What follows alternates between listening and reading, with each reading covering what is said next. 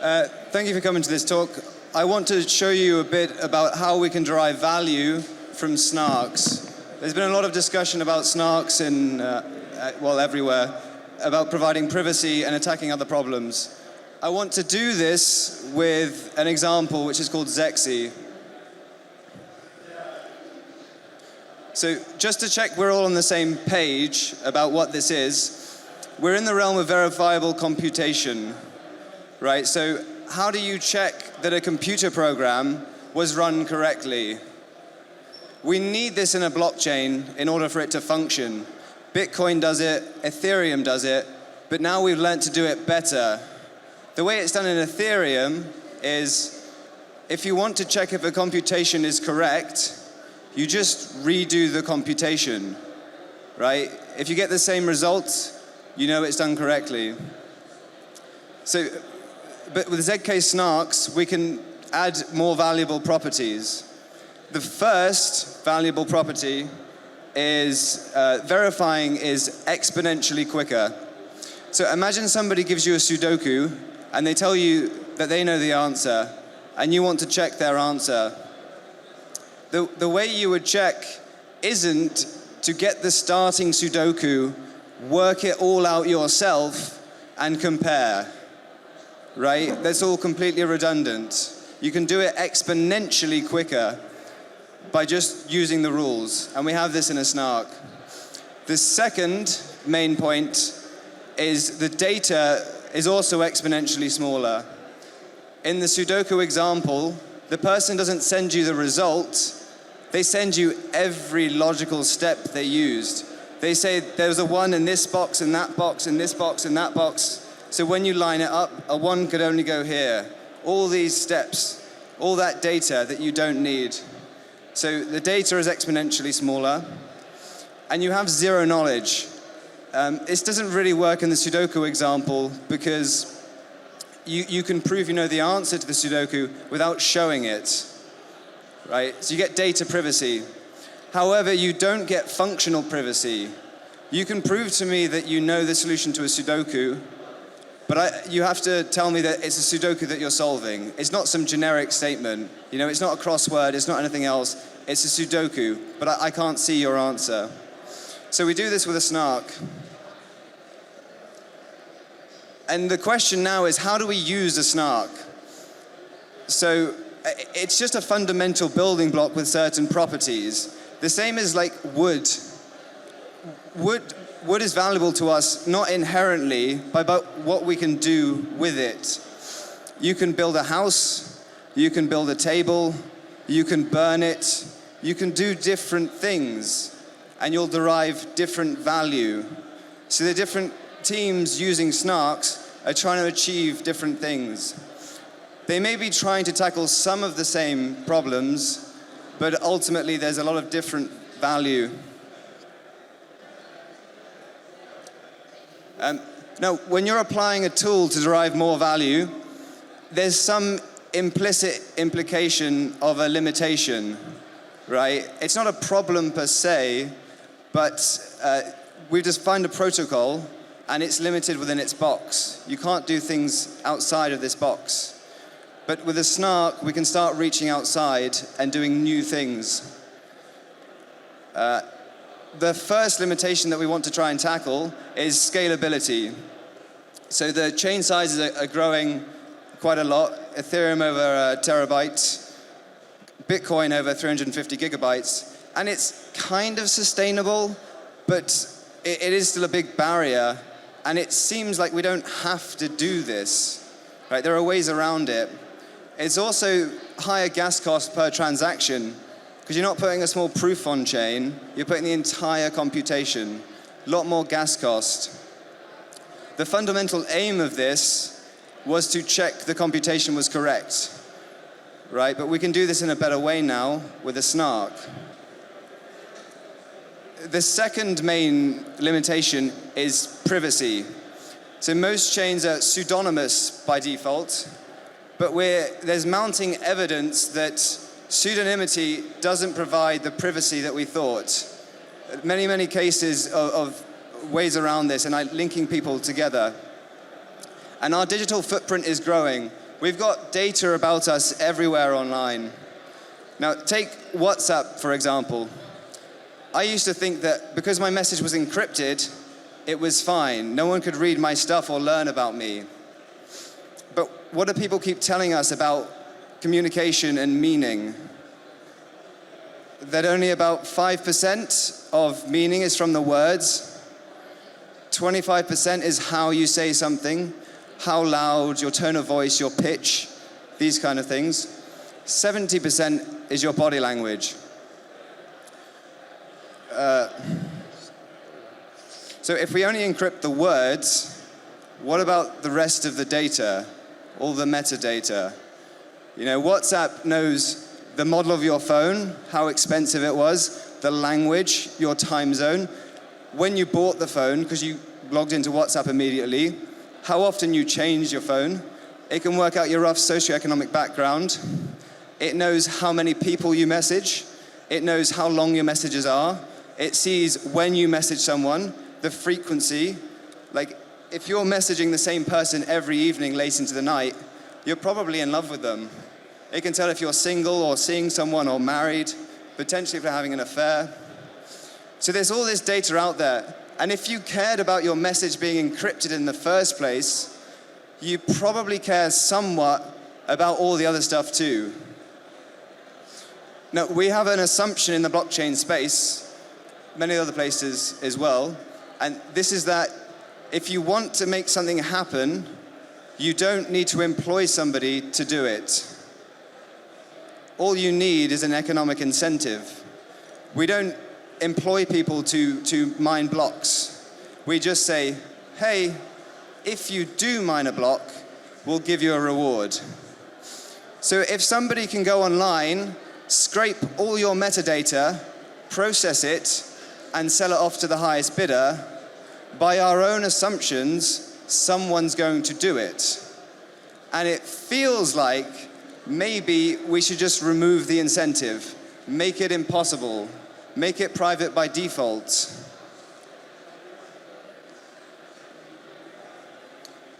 The third limitation is application runtime. On Ethereum, in practice, computations can only go on chain if they're at most 100 milliseconds. This is mainly the gas cost and limit now, but even if you didn't have those limits, computation is tied to the state. So on Ethereum, if your computation takes 60 seconds, the next block can't be made for at least 60 seconds. And if you want 20-second block times, these kind of computations aren't possible, right? So we limit the types of computations we can put on chain. We limit the programmability. There's two main ways to deal with these limitations. The first is to augment the layer one. I don't mean change the underlying protocol. I mean add SNARKs on top to help tackle it. Now, building a successful and functional layer one is really hard, and it makes a lot of sense that we should go down this route and see what we can do. But we should also take the other route too and see how fruitful that is. And at Aleo, we took a first principles approach, and we decided that it made more sense for us to build a layer one around a SNARK, have a SNARK at its heart, not to add it on top, but to make full use of it. So ZEXE was developed, zero knowledge execution environment. Howard Wu here is our founder and CEO. Pratyush Mishra is also a co-founder and works on our team. And we try to implement this. And I'll show you a little bit about how it works. There's a lot on this slide, but the main idea that I want you to understand is fairly straightforward. You do your computation off-chain, you make a proof of your computation, send the proof to the network, the miners validate it, and if it's valid, they chuck it on-chain. Compute off-chain, verify on-chain. Now, how do we prevent a double spend? In order to do this, we had to use a UTXO model like Bitcoin. This record K is like a coin from Bitcoin. In my computation, I'll take this record. I will prove that it does exist. It's a valid record. I'll do my transaction, apply my function, get out a new record, and this is a transaction. Now we make a proof of this transaction. Now, inside record K, there is an ID. Only I can see it because I have the view key, because the record is mine. I will deterministically make a serial ID from that ID. I'll publish the serial ID in the proof for everyone to see. Now I send the proof to the network, and if it's valid, it gets put on chain with the record. In the future, if I want to use record K again, in my transaction, I have to deterministically make a serial ID from record K. Gonna get the same serial ID. In this new transaction, I send it to the network, and the miners will see it, see the serial ID, and say, hey, we've seen this serial ID before, it's on a blacklist, we're not adding your transaction to the chain. So we prevent a double spend. And this design helps tackle each of these limitations. Limitation 1, the scalability, putting proofs on chain, much, much smaller, lot less data, more space per block, fairly straightforward how we tackle this. The privacy, I said that you don't get functional privacy from SNARKs by default, but we used a one-layer recursion of SNARKs in our protocol to also give us functional privacy. So you won't even see what happened, whether it was an NFT transfer or a certain application being used or anything like that. We get data privacy. So like just because a protocol uses a SNARK doesn't mean they necessarily get data privacy, right? If you take Ethereum as it is and replace the on-chain transaction with a proof, you can get the scalability. But how do you prevent a double spend? How do you update the state if you can't see what's happening? And you can't in their model. So you would have to publish the data and you wouldn't get the privacy. If you want to check whether a protocol has data privacy, just go to their block explorer or whatever they have and look at a transaction and see what you can see. And that will tell you exactly the amount of privacy. So private by default, but if you want, you can publish a view key to see the data. And you might want this for certain applications. It needs to be a possibility.